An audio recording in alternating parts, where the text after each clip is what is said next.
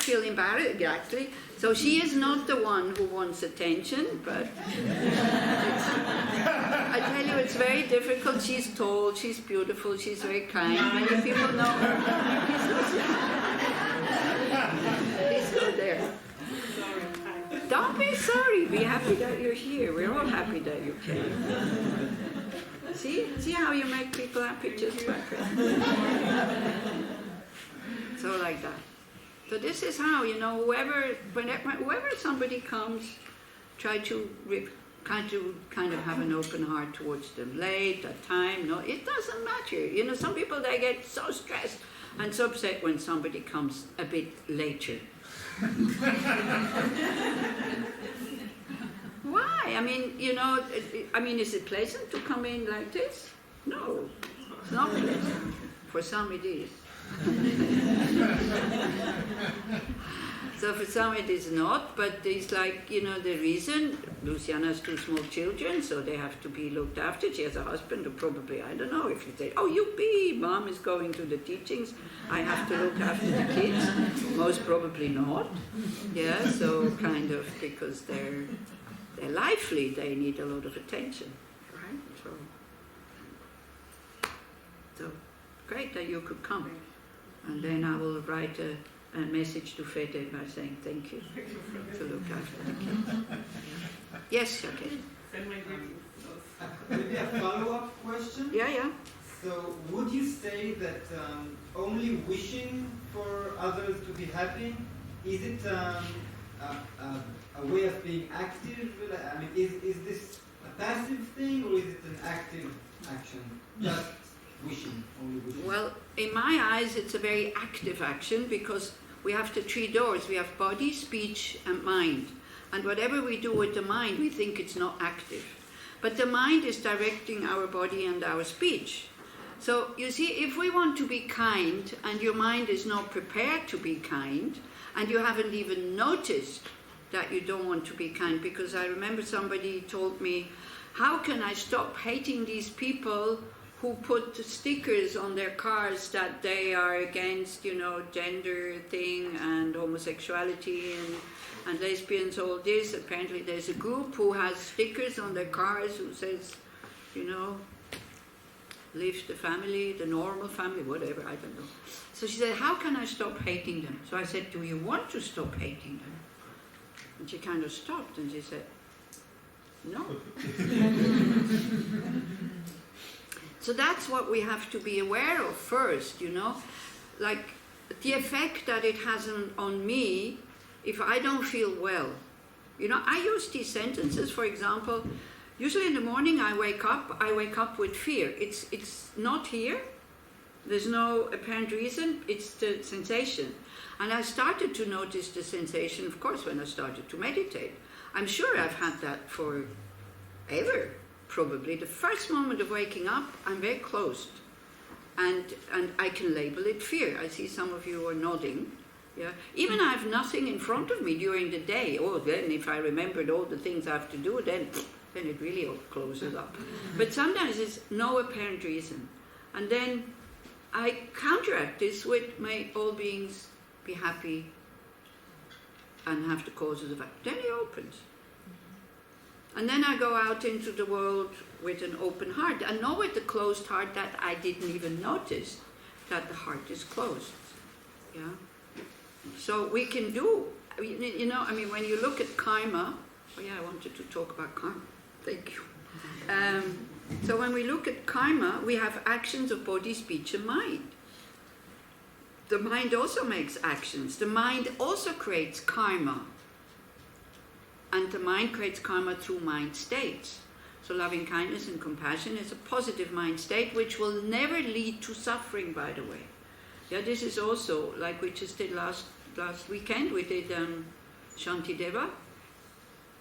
And he was in the 8th chapter, so he said something like, if we react with compassion, it might feel pain. Because, as you say, many people are afraid of opening up their heart, because it's painful.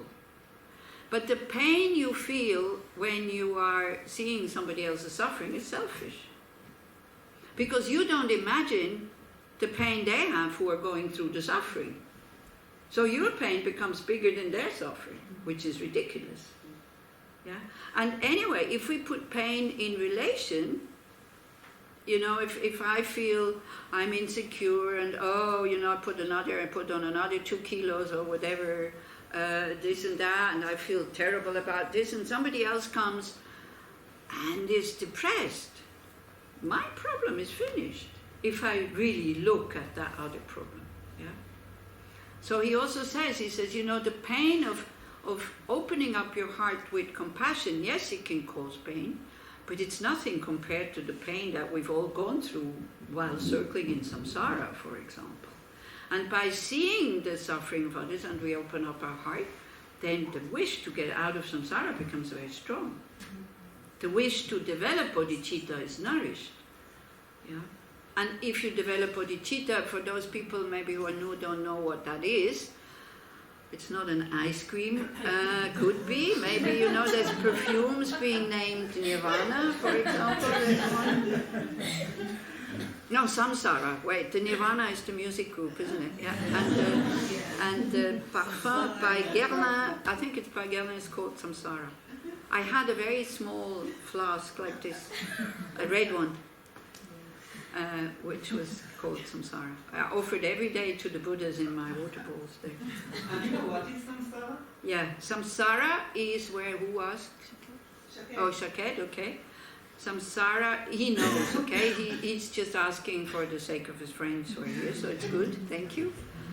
So samsara is, now that's the Buddhist view, right? But you don't have to accept it. But this is what Buddhism is saying. We want to be kind people because that is our nature. Because being kind feels natural. I don't know if you noticed. When we open up the heart, we're not going, wow, what's happening? We're not surprised. We relax. We become open. We become spacious. Have you noticed that? Right? Because why? Because it's our nature. It's natural. It's normal for us to be kind. Being angry and unkind and closed heart, even though it looks as if it's the nature of many, many people, is also not for them. It's just that the habit is very strong. So these negative emotions, anger, attachment, miserliness, greed, arrogance, envy, jealousy, all this, they are controlling us. And so when we do an action when these mental factors are present, it creates imprints or potentials on our mind stream that when the right conditions come, they ripen. And it is said they ripen as something that we like, or they ripen as when it's negative, when it's positive mind state, or they ripen as something that we don't like when it's negative mind states. Now, that would be fantastic if they would ripen immediately. And very often it looks like that. But it's not like that. When you are kind to somebody and the person is kind to you, that means a karmic imprint from the past is ripening. Something that was already there. Your being kind now is just a condition for this seed to ripen. Or the person being kind to you, right? What we create now will ripen or will bring a result much, much further down the line. And then we don't remember the action. This is why we feel like the victim.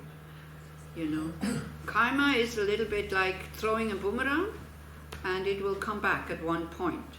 And if the boomerang, if I catch it, then I'm very proud. It's like positive, fantastic, look at me, I'm so great. If I forgot that I threw the boomerang, or it comes from another direction and it goes boom, what do? I go, who threw it? Isn't it? Yeah? When we know that I threw it in the past, and now it just took a long time to come back, then we try at least not to throw it again. And we just keep it here by not doing more actions. So samsara is like these imprints. And these imprints, there's also an imprint or a habit of grasping at a real self, a real I, a real me. And trying to satisfy that real I, real me, real whatever. But that one doesn't exist the way that it manifests. And that one, what it does, it separates from separates us from the world, and it makes me and them. And if them don't agree with me, then them are going to be the people I dislike. If they agree with me and they fulfill my needs, maybe we can be friends. And this is how we divide the world. Not based on facts. Are they good people? Are they not good people? Based on fact, I like, I don't like. So how can that bring happiness? You know? So this is what we're doing. So then, so that grasping at the I, this I wants to exist, right? But it cannot exist without body and mind. If you just say I, totally meaningless. Can you imagine you come into a group of people and you say I? If you say table, apple, person, it has a meaning. If you say I, you go, huh? Yeah? So it means the I cannot exist without the body and the mind. It needs the body and the mind. But for us it appears as if it's the possessor of the body, and it's the boss, the possessor of the body and the mind. But that's wrong. And the I is just a label or the name we give to this body and mind, but we make much more out of it. Like the confused mind or intellect adds self truly existing to the things, makes it a third entity into this combination of body and mind. Because what also happens, the body and the mind, they change. Sometimes we're sad, sometimes we're happy, sometimes we're full of courage, then we're totally shitting in our underpants, excuse me. I didn't grow up in a very noble family, so I still carry that language with me. You maybe only think these thoughts, I say it sometimes, you know, I don't mean it in a negative way, but it's really, you know, sometimes we're so frightened that we shit in our underpants, isn't it? Like we cannot hold this at the time of death. We will definitely do this, because the body is not able to retain any more the things, so we might as well get used to it. So we don't have to feel ashamed and say, well, what do you want? It's normal. Yeah, so we don't have to feel embarrassed in that very important moment. But again, you know, this is what I'm doing. I used to do this before also, starting here, going there. It's okay. Everybody else just be happy it's not your phone. It's a telephone, okay? That rang because somebody forgot to turn it off. It's fine. I closed it, but it's alarm. The alarm clock. See, she needs to give an explanation. We always need to explain. So, you know, let people be angry at you. That's okay. Let have an open heart, and you take all the anger and you say, yes, I can transform it into loving kindness, and I know that you can do that. So, you know, this is kind of, because it can happen to you. You're in a group, the phone rings or the alarm or whatever. Feel this need to explain, you know. No, I did. It's okay. I'm not criticizing. It's fantastic. I'm just using it as an example. We have this need that everybody likes me and everybody approves of me. Oh, why? Who do you think you are? We take ourselves far too important. You know, again, when you feel overwhelmed with your problems and sadness and all this, then just think, you know, then you start to be realistic and you make this meditation, okay, I, me, here, and then you feel, I, me, here, I'm suffering because so many people are suffering. And then you let the mind go out, okay, my neighbors, my town, myself, whatever, my country, you know, you include all, you go further. Then you go sit. I am just a tiny particle in this mass of beings. And I take myself so seriously. This can really take off a lot of weight off your shoulders if you have enough self-confidence to be a tiny part. Because we are a tiny part. Compared with everything, with everybody else, we're a tiny part. So all these things we don't understand. So that is samsara. We project things outside that are not there. We act on them. We create positive karma, negative karma, or skillful karma, or beneficial karma, however you want to name it. I don't like positive and negative so much. Skillful, useful, skillful. Skillful would mean, you know, why is karma called positive and negative? A positive action leads to happiness, and happiness is our nature. This is why we're looking for it all the time, very naturally. You don't even need to teach a baby to be comfortable. A baby is trying to be comfortable with kind of changing positions and things like that. Because it's natural, but not with this body. That's the problem. But the mind wants to be comfortable. The mind wants to be open. But as long as you have this body, how can you be comfortable all the time? So anyway, so we do actions, and then at the time of death, because the body and the mind and all this kind of starts to fizzle out, and we don't know who we are anymore. We lose that identity that we've spent so much time building up, you know? And this identity becomes me. It's all fake. I mean, it's all based on other things. I'm a woman, I'm a nun. But there was a time I was not a nun. So it's just a label who changes, you know. But I identify with this. Then I start to identify with groups. So if anybody's talking bad about nuns, oh, you know, they're talking bad about my groups. If they talk bad about monks, ooh. Okay. No, it's not, because it's also ordained people. So you see how we kind of make these divisions. It's like, again, it depends where I am. If I am somewhere in a monastery where the monks behave really badly, then I make it personal because I saw them, so they talk bad about monks, fine. If it's just general, then no, they shouldn't, because I don't know.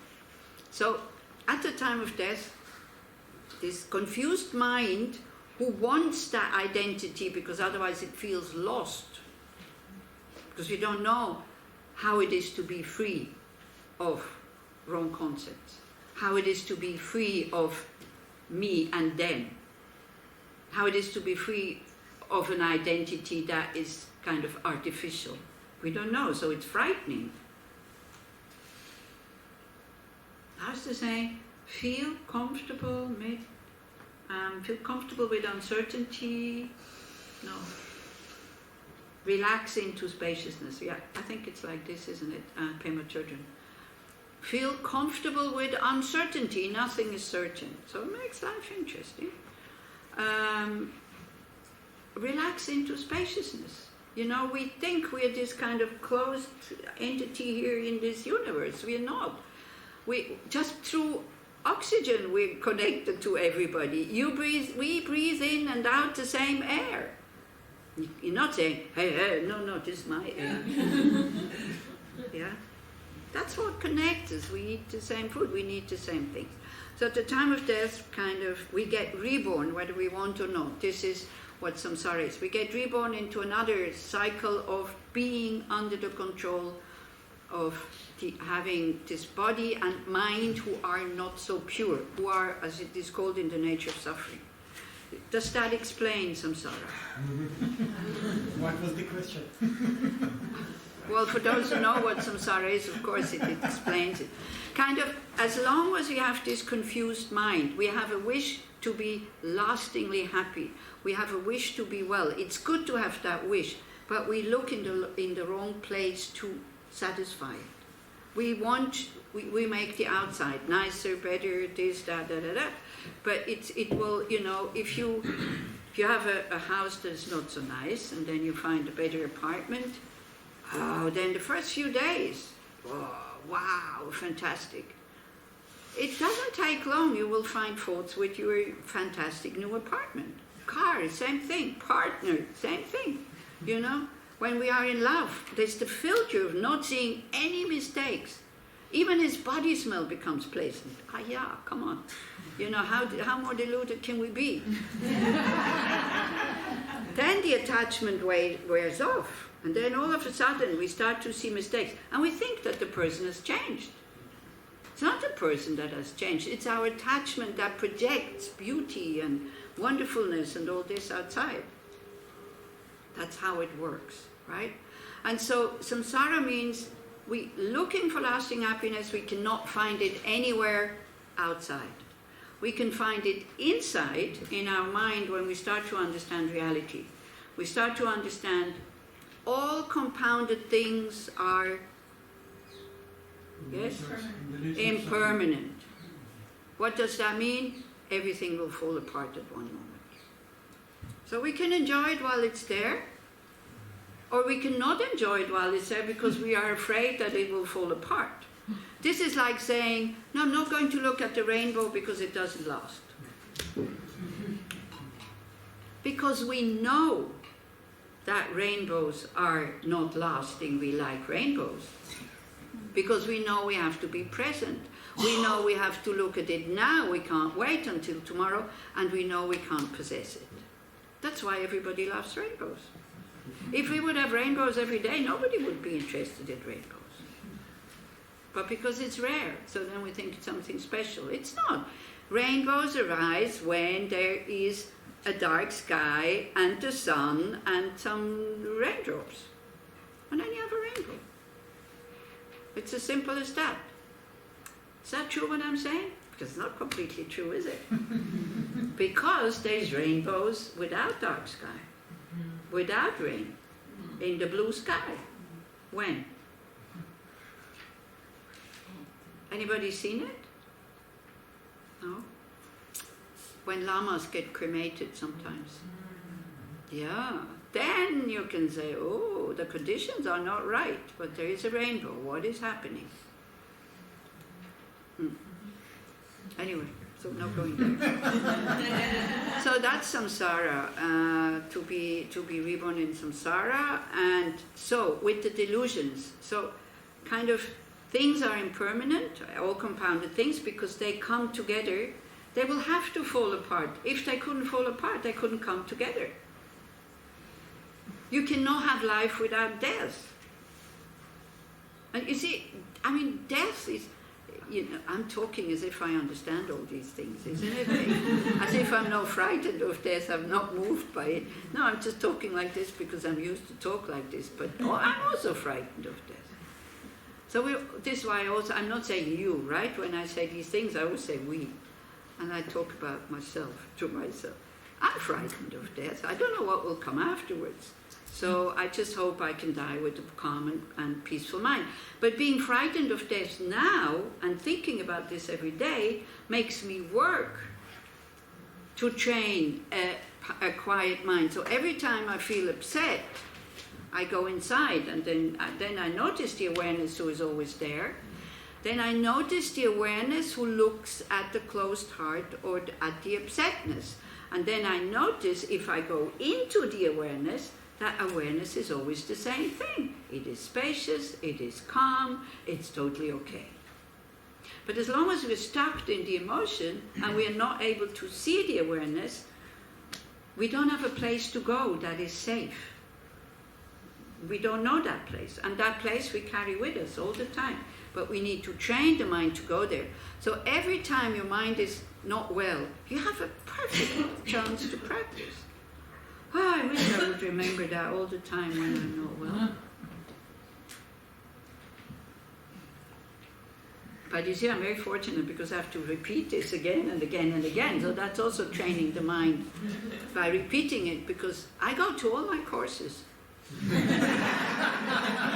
So I hear this many times. And at one point, sometimes people ask me, don't you get tired of talking about the same things all the time? I said, no. Because why? Because it's true. And you start to discover the trueness of it as you repeat. Somebody said something, I don't know where it came from. I said, because you practice. Yeah, you practice. That's practicing, hearing it again and again and again. That's how the mind changes. So it's thanks to you that hopefully you benefit a little bit more also from my changed mind. I'm not sure. So, but when we come to delusions, when I said quite a few minutes ago, what I really appreciated about Buddhism, when they started to explain, I don't have control over my delusions. If the imprint, if the seed is there from a previous action that is not dissolved, if the imprint is there, like I'm pointing here because here's my delusions, I feel them here. Anger, attachment, fear, especially fear, is sitting right here, maybe from here to here. Okay.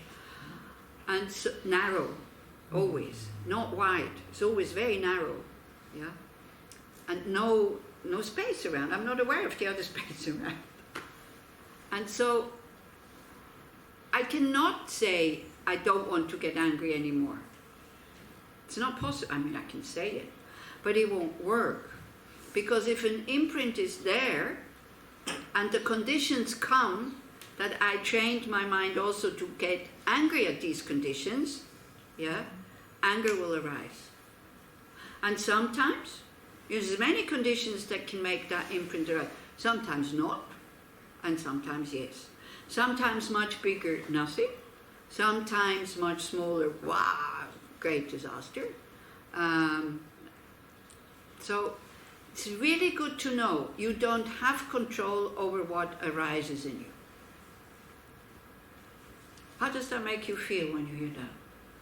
Are you more relaxed or more sad?